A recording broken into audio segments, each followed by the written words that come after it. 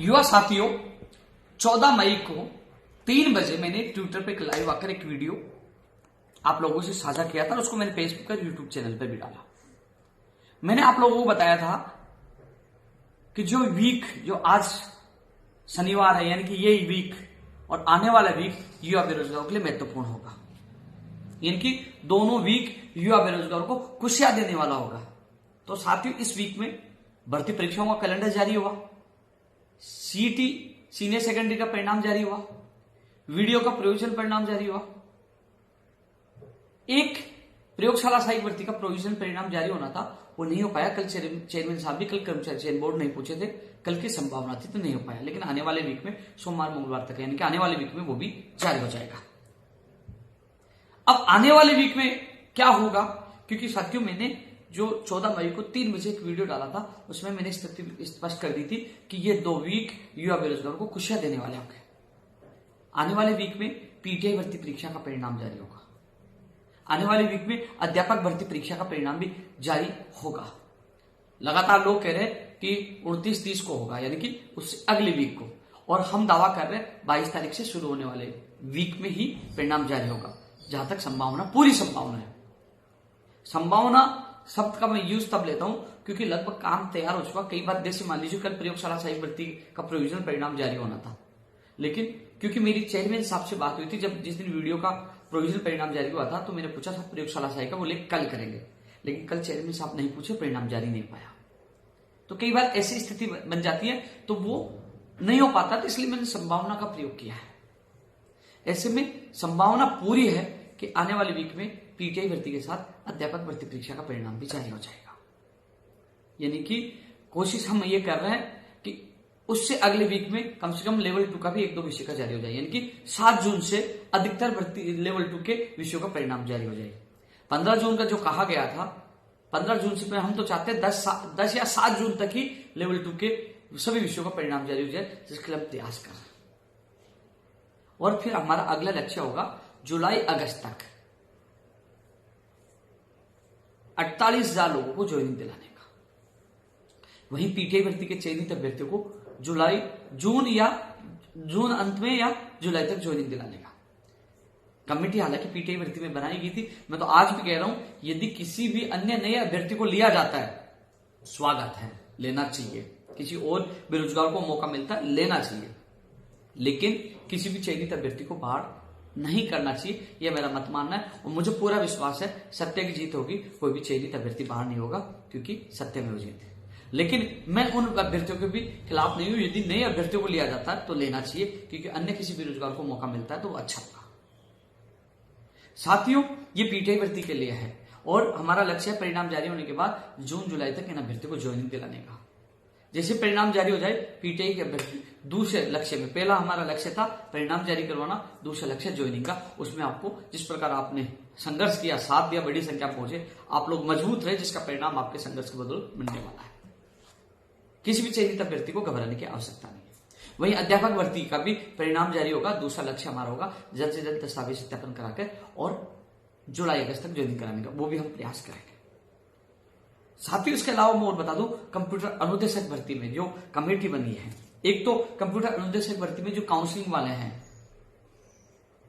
396 के, 283 के धीरे धीरे जो आदेश हुए हैं, और मेरी बात लगातार चल रही है। आपके अभ्यर्थी जब कार्यालय में आए थे तब भी मैंने डिप्टी डायरेक्टर से सीधी बात की थी। माननीय मंत्री, शिक्षा मंत्री जी से भी मैंने सीधी बात की थी। उन्होंने कहा कि मैं बीकानेर आया हूं और मैं 19 तारीख तक, यानी कि 18-19 तारीख को मैं जयपुर पहुंचूंगा, क्योंकि मैं इसी वीक की बात कर रहा हूं। जब मैं कार्यालय बैठा तब मैंने बात की थी, तब उन्होंने कहा कि आप मुझे जो भी मुद्दे भेज दीजिए, मैं निदेशक जी को बुलाकर मैं बात करूंगा, मैं बीकानेर हूं। तो मैंने सारे जो बेसिक कंप्यूटर अनुदेशक का था, जो लाइब्रेरी का था, प्रयोगशाला सहायक के सारे मुद्दे मैंने उनको बनाकर भेज दिए थे। और प्रयोगशाला सहायक भर्ती के जो चयनित अभ्यर्थियों के जिला मंत्री के साथ नियुक्ति आदेश भी हो गए। अब बेसिक कंप्यूटर के जो बाहरी जिले से लगभग अधिकतर आ चुके, कुछ आने वाले हैं, उनके भी मैं आने वाली वीक में जल्द से जल्द जारी करवाने की मैं पूरा प्रयास करूंगा। बेसिक कंप्यूटर अनुदेशक में ओनली काउंसलिंग वाले चयनित अभ्यर्थियों की नियुक्ति आदेश।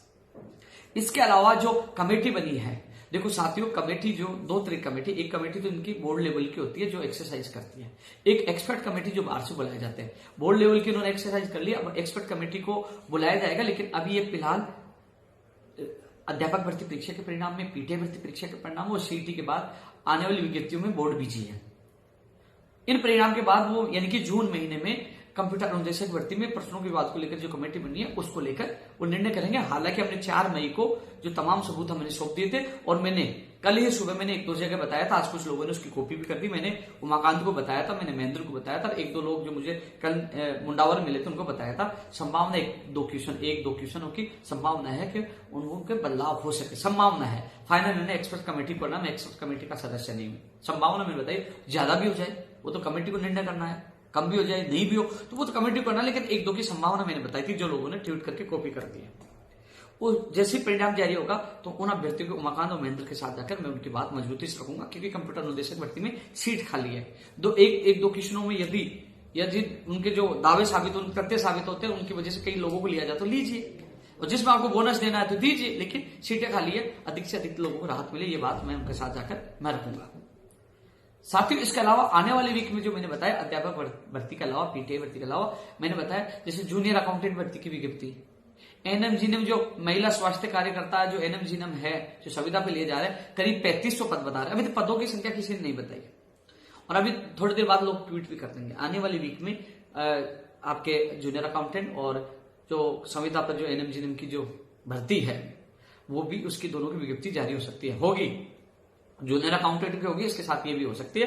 और 3500 करीब पद बताए जा रहे हैं एनएमजीएनएम जो बता रही है इस भर्ती में जो संविदा पर आधारित है। ये पदों की संख्या मैं आप लोगों को बता रहा हूं। प्रयोगशाला साइट का वीडियो का प्रयोजन अगले वीक में जारी हो जाएगा। लाइब्रेरी के जो दस्तावेज थे वो वहां पहुंच चुके हैं और अब मैं उनका जिला आवंटन का लिंक शुरू करवाने की मैं पूरी कोशिश करूंगा। जो अभ्यर्थी, क्योंकि पहले लिंक इसलिए शुरू नहीं पाया था, प्रोविजन परिणाम में चयनित अभ्यर्थियों के दस्तावेज यहीं थे, अब वो पहुंच चुके हैं। अधिकारियों से मैंने बात करके जितना सहयोग मैंने किया, अब जिला आवंटन के लिंक शुरू कराने की मैं कोशिश करूंगा। इसके बाद साथियों, जैसे जूनियर अकाउंटेंट के बाद जैसे कृषि प्रेक्षक है, संगणक है, इनकी विज्ञप्ति हम जल्द से जल्द जारी करवाने की हम कोशिश करेंगे। साथियों, पशु परिचारक भर्ती के लिए लोग पूछ रहे हैं, कुछ की विज्ञप्ति जारी नहीं हुई, नहीं कैलेंडर में उसका नाम आया। तो मैं आपको बता दूं, जो इसकी योग्यता 10वीं पास की गई थी, इसका पहले इस पशु परिचारक भर्ती का नाम पहले जलदारी था, लेकिन इसका नाम पशु परिचारक किया गया, कैबिनेट से अनुमोदन हो गया, लेकिन अभी तक कार्य विभाग द्वारा नियम संशोधन की अधिसूचना जारी नहीं हुई है। वो नियम राज्यपाल से अनुमोदन होने के बाद कार्य विभाग द्वारा नियम संशोधन की अधिसूचना जारी होगी। अधिसूचना जारी होने के बाद नए नियमों के अनुसार विज्ञप्ति जारी होगी। इस वजह से, क्योंकि अभ्यर्थना तो मैंने पता किया, अभ्यर्थना कर्मचारी चयन बोर्ड है, लेकिन अधिसूचना जारी नहीं होने की वजह से कैलेंडर में नहीं जारी किया डाला गया है। वहीं राजस्थान पुलिस भर्ती की अभ्यर्थना कर्मचारी चयन बोर्ड नहीं पूछी है, जिसकी वजह से उसकी कैलेंडर में भर्ती का नाम नहीं आया। तो मैं आने वाले वीक में राजस्थान पुलिस भर्ती की अभ्यर्थना कर्मचारी चयन बोर्ड पहुंचाने के लिए अधिकारियों से मुलाकात करूंगा, बात करूंगा, वो भी कोशिश करूंगा, और पशु परिचारक भर्ती की अधिसूचना जारी करवाने की मैं कोशिश करूंगा। वहीं कॉलेज की लाइब्रेरियन और पीटीआई भर्ती की अधिसूचना जारी करवाने की कोशिश करूंगा। साथियों, 1 लाख प्रतिदिन भर्तियों की विज्ञप्तियां जारी कराने के लिए हमारा प्रयास जारी है। 17 तारीख को मीटिंग हो चुकी है और अब इसमें क्या हुआ, अधिकारियों से मुलाकात करके जल्द से जल्द इनका वर्गीकरण जारी हो। जो बेरोजगार इंतजार करें उनका इंतजार समाप्त हो। नई कंप्यूटर अनुदेशक भर्ती जो संस्कृत शिक्षा विभाग हो चाहे सामान्य शिक्षा विभाग हो, इसके लिए हम प्रयास जारी है। संस्कृत शिक्षा विभाग में पीटीआई, लाइब्रेरियन और 3rd ग्रेड भर्ती परीक्षा के लिए भी हमारा प्रयास जारी है। तो साथियों, धीरे धीरे जो दिन आ रहे हैं वो युवा बेरोजगारों के हित में आ रहे हैं। जो वीक गुजरा है युवा बेरोजगारों के लिए अच्छा था, सुखदायक था, खुशियां देने वाला था। अब आने वाले वीक में कई भर्तियों की विज्ञप्तियां भी जारी होंगी। आने वाले वीक में पीटीआई अध्यापक भर्ती लेवल 1, इसके अलावा वीडियो प्रयोगशाला सहायक का प्रयोजन परिणाम ये भी जारी होंगे। इसके अलावा साथियों और चीजें हम प्रयास कर रहे हैं। तो साथियों, ये वीडियो आप सबके लिए इसलिए था कि लगातार हम प्रयास कर रहे हैं, क्योंकि साथियों धरातल पर उतरकर संघर्ष भी हम करते हैं।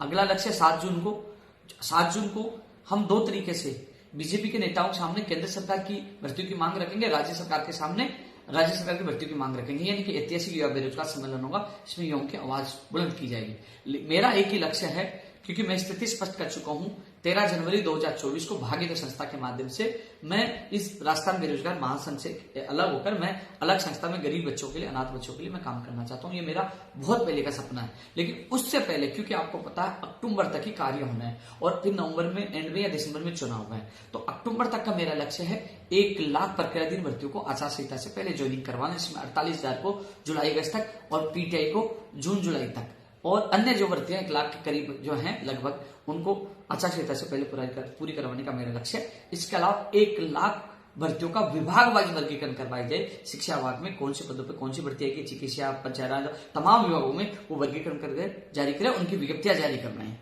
क्योंकि आप और हम सबको पता है वर्गीकरण जारी होने के बाद जो भर्तियों की विज्ञप्तियां जारी होगी, मुझे नहीं लगता उन उनकी भर्तियों की परीक्षाएं हो पाएंगी। लेकिन हमने उनकी विज्ञप्तियां जारी करवा दी, उनका कैलेंडर जारी करवा दिया, हमारे लिए एक बड़ी जीत होगी। फिर चुनाव में परिणाम जो भी हो, लेकिन यदि विज्ञप्ति जारी हो जाएगी तो वो उन भर्तियों को सरकारों को पूरा करना होगा। तो हमारा लक्ष्य, मेरा लक्ष्य 1 लाख प्रतिदिन भर्तियों को पूरा करवाना, 1 लाख भर्तियों को वर्गीकरण करके उनकी विज्ञप्तियां जारी करना, ये मेरा लक्ष्य है अक्टूबर तक। उसके बाद पता है आपके चुनावों में सारे काम रुक जाएंगे नवंबर दिसंबर, और जनवरी में मेरा दूसरा लक्ष्य भागीदारी संस्था होगा। उससे पहले चुनौतियां हैं 1 लाख भर्तियों को पूरा कराना, ये सारी चीजें मैं आप लोगों को लिख कर रहा हूं। साथियों अलग अलग चीजें हैं, लगातार संघर्ष वगैरह। 7 जून को भी हम कह सकते हैं एक तरह से बड़ा प्रदर्शन है युवा बेरोजगारों का। आप लोगों की ताकत का सरकार को, राज्य सरकार, केंद्र सरकार को एहसास करके उन मांगों को पूरा करें। एक तरह से प्रेशर, दबाव, एक तरह से हमारी मांगों को बुलंद करने का एक तरीका है। तो साथियों 7 जून भी महत्वपूर्ण है, आने वाला वीक भी महत्वपूर्ण है। लगातार आप लोगों के लिए मैं मेहनत कर रहा हूं। लोग सोशल मीडिया पर फर्जी आईडी बनाकर ट्रोल करने की कितनी कोशिश क्यों कर ले, क्योंकि राजस्थान का युवा, उनके माँ बाप जानते हैं कि राजस्थान के युवाओं के लिए इस गर्मी में, सर्दी में जेल में जाना और लाठियां खाना, अनशन करना एक ही साथ था। हालांकि अब चुनाव आगे हर युवा बेरोजगारों को इत्थे बनने की कोशिश करेंगे, लेकिन सरकार, चाहे बीजेपी सरकार हो चाहे कांग्रेस सरकार हो, पिछले 11.25 साल से लगातार युवाओं के लिए सड़कों पर संघर्ष किया, लाठियां खाई, अनशन किया, लेकिन पीछे नहीं हटा, हमेशा युवाओं के साथ रहा। मुझे पता है राजस्थान के युवा CHO second grade paper leak से जूझ रहे हैं। पेपर लीक मुक्त राजस्थान की हम मांग करें, क्योंकि ये 7 तारीख को होने वाला जो युवा बेरोजगार महासम्मेलन, उसमें युवा बेरोजगारों के पेपर लीक की भी आवाज उठेगी। उसमें भर्ती परीक्षा मेरिट के आधार पर नहीं हो, उसमें एग्जाम के आधार पर हर भर्ती परीक्षा हो, ये भी आवाज उठेगी। पेपर लीक मुक्त राजस्थान बने, ये भी आवाज उठेगी। प्रक्रिया दिन से लेकर नई भर्तियों की ये पूरी हो, ये भी आवाज उठेगी। आवाज बहुत उठेगी इसमें। राजस्थान के युवाओं को न्याय मिले, ये आवाज उठेगी। हर युवा की आवाज उठाने का काम 7 जून को होगा युवा बेरोजगार महासम्मेलन के माध्यम से। तब तक के लिए साथियों लगातार आपके बीच में मैं आता रहूंगा, लेकिन जो मैंने ये जो चीजें बताई है, ये धरातल पर संघर्ष का परिणाम है। मैंने पहले भी कहा था कि 10 मई का आंदोलन का परिणाम आपको धीरे धीरे वो रंग लाएगा, उसका परिणाम आपको देखने को मिलेगा। ये वीक बीता है, उसमें आपको परिणाम मिला, आने वाले वीक में परिणाम मिलेगा, और उसके अगले वीक में भी आपको परिणाम मिलेगा। पिछले वीक की मैंने बताया क्या होने वाला था, इस वीक में बताया, और उसके आने वाले वीक में लेवल 2 का परिणाम भी जारी होंगे विषय के, और कुछ भर्तियों की विज्ञप्तियां भी जारी होंगी। यानी कि अब धीरे धीरे हमारा संघर्ष संग ला रहा है, युवाओं को खुशियां मिल रही है। फर्जी डिग्री और डिप्लोमा के खिलाफ सरकार कानून लेके आए, इसके लिए लगातार हम संघर्ष कर रहे हैं। तो साथियों फिर आप लोगों से मुलाकात होगी, तब तक के लिए जय हिंद, जय भारत।